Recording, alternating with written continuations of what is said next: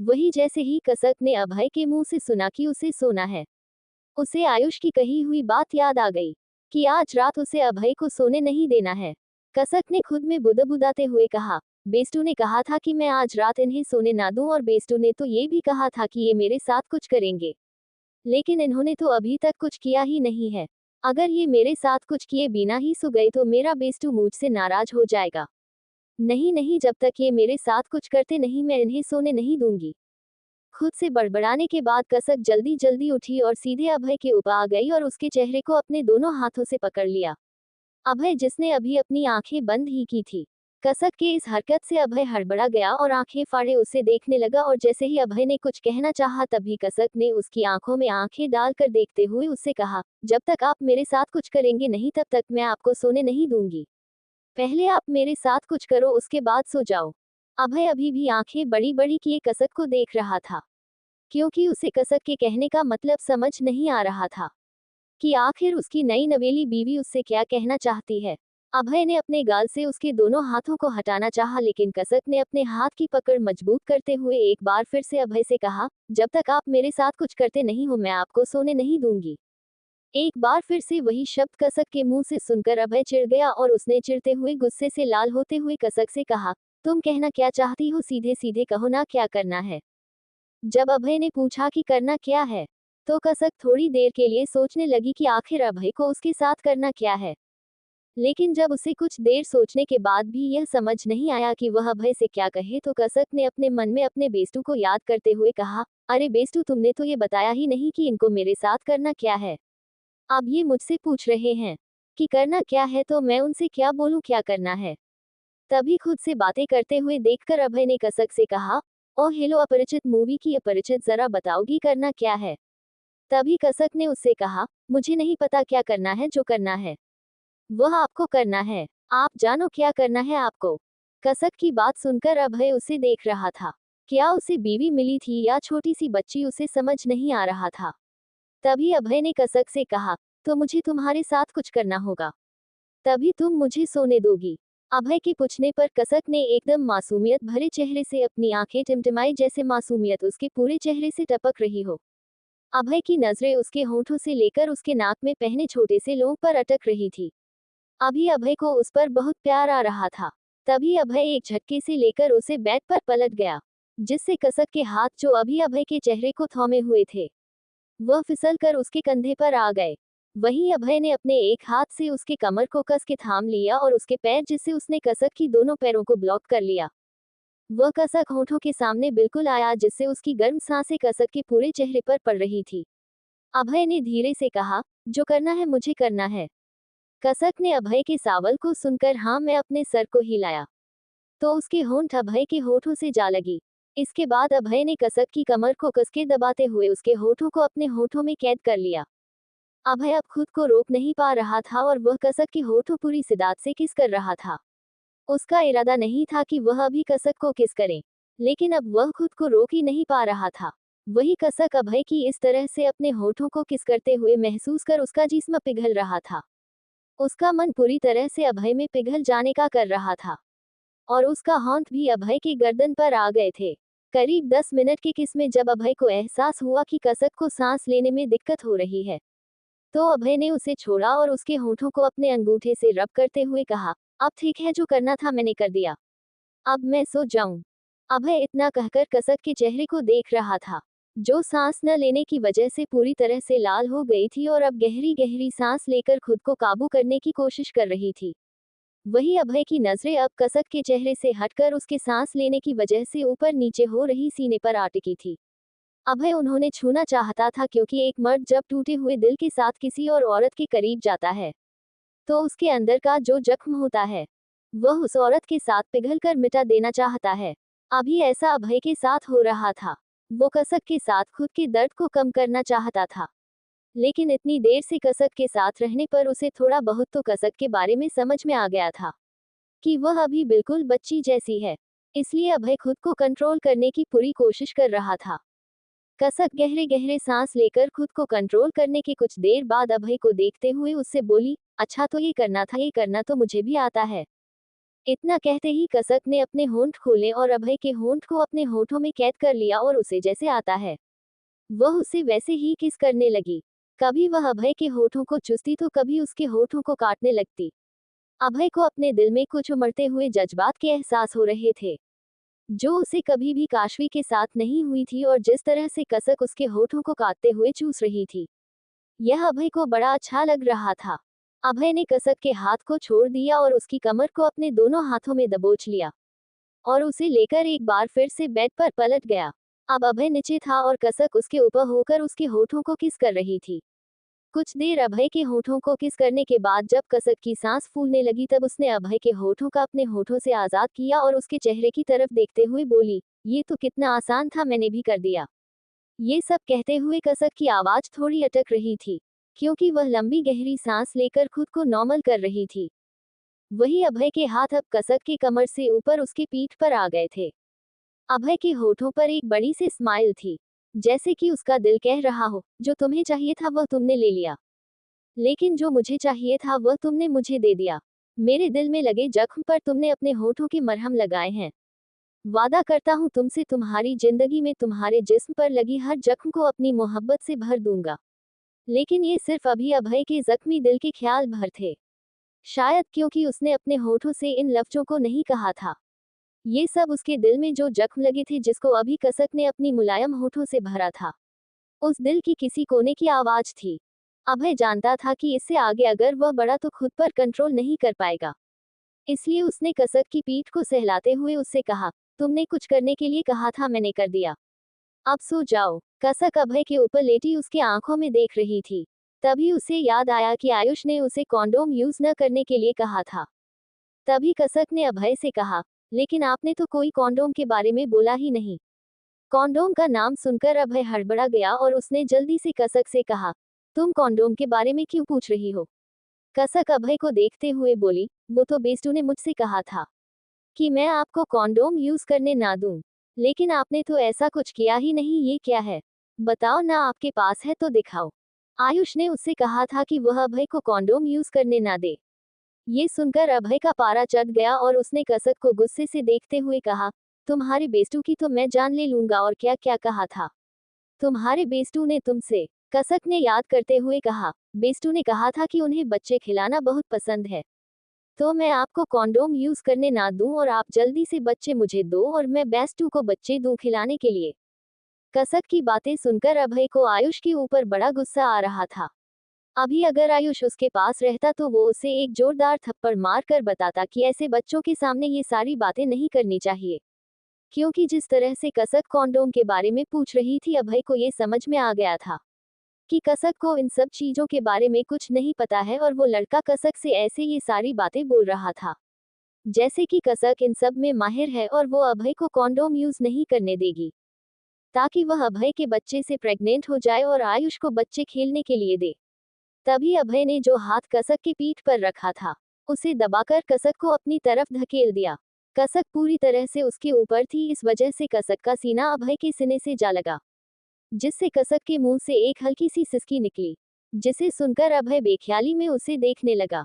लेकिन उसे पता था कि वह अभी ऐसा कुछ नहीं कर सकता था, इसलिए उसने कसक से कहा, तुम आंखें बंद करो और सो जाओ, अगर तुम नहीं सोई ना तो मैं तुम्हें अपना पर्सनल वाला बड़ा इंजेक्शन लगाऊंगा।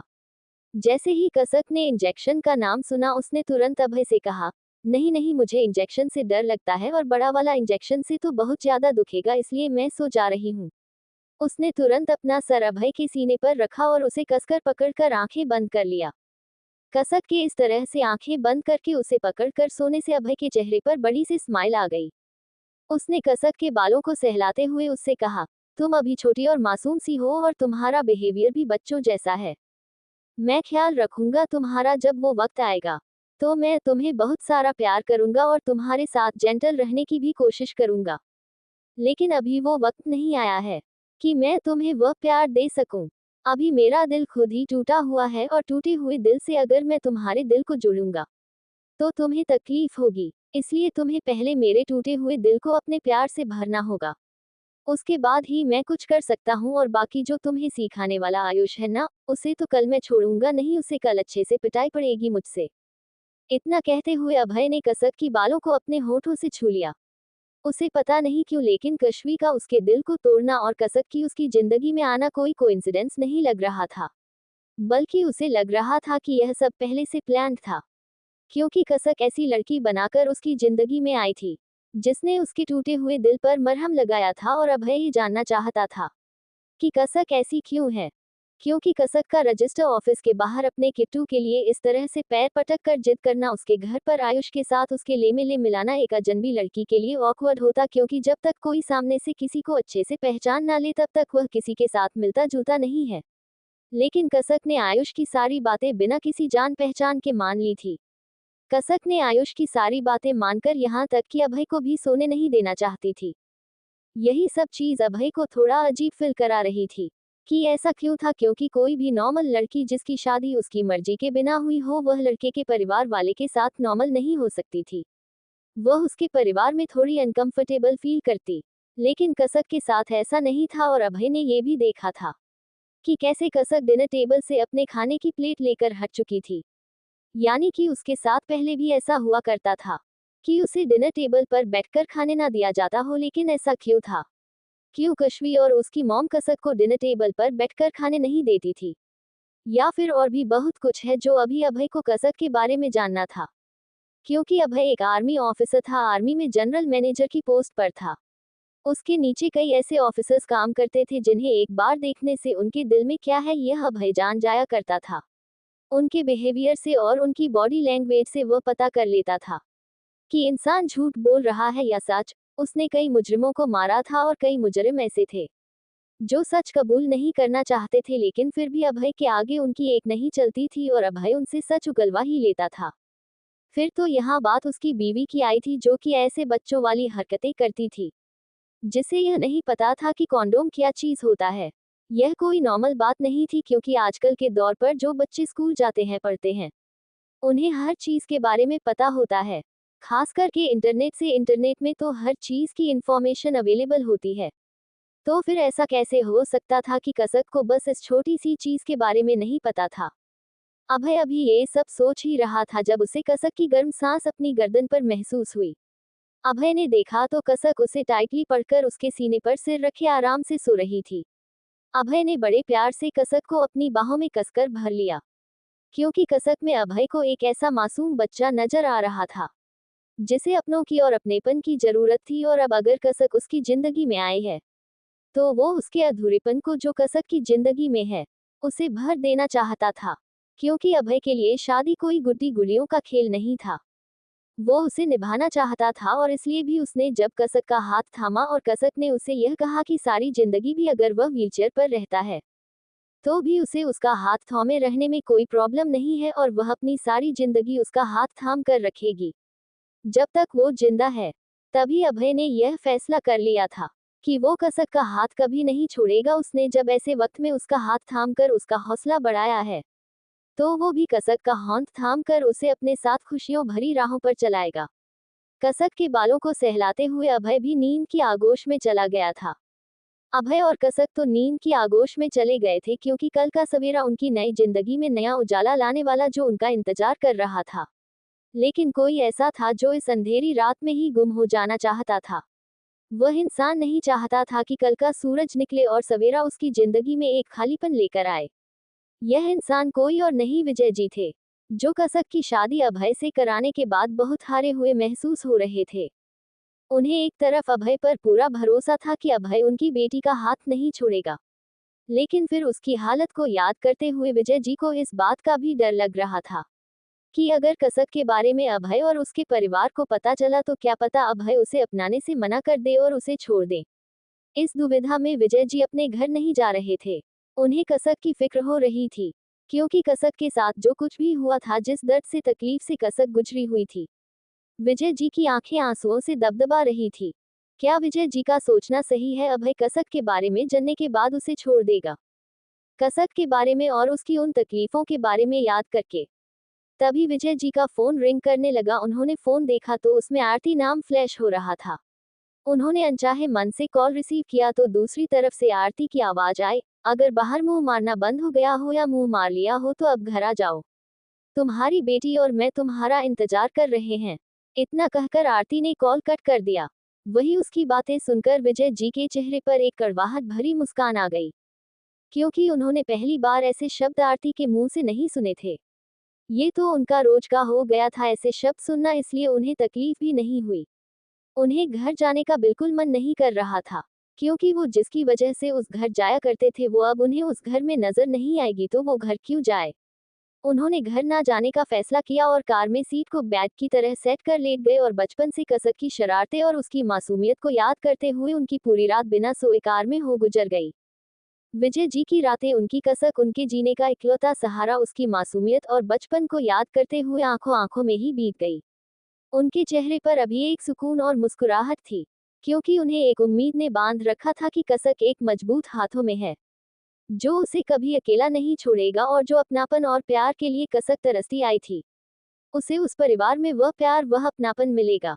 वहीं दूसरी तरह रानावत हवेली में कसक और अभय के कमरे में अभय को हमेशा से जल्दी उठने की आदत थी, क्योंकि उसे ऑन टाइम हर काम करने की बहुत बुरी आदत लग चुकी थी। क्योंकि उसने जब से आर्मी ज्वाइन किया था तब से उसकी लाइफस्टाइल आर्मी रूल्स के अकॉर्डिंग रोल करने लगी थी। वह टाइम पर उठता, टाइम पर फ्रेश होता, टाइम पर नाश्ता करता और टाइम पर अपने ऑफिस के लिए जाता। और आज भी अभय अपने फोन की एक बार अलार्म बजने से वह उठ गया था, लेकिन उसने देखा कि उसकी बाहों में उसकी नई नवेली दुल्हन सो रही है।